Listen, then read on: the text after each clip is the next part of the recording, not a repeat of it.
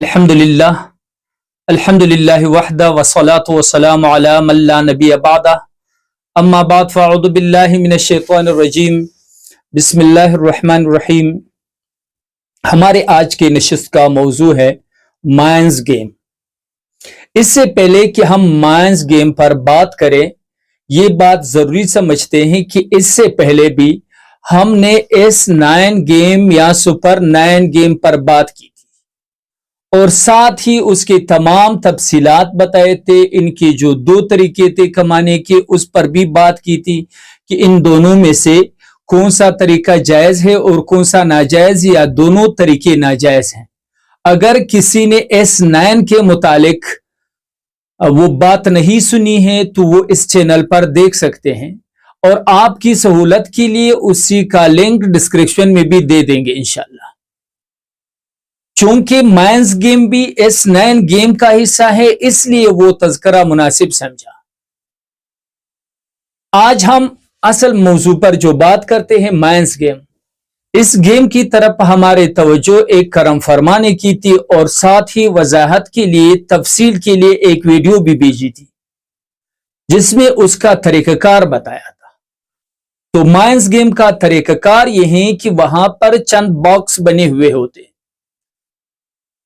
پھر ان باکسز میں سے چند باکسز کے نیچے مائنز ہوتے ہیں، بمب ہوتے ہیں اور باقی خالی ہوتے ہیں۔ تو اس کا طریقہ کار یہ ہے کہ ان باکس پر کلک کیا جاتا ہے، ان باکسز کو کھولا جاتا ہے۔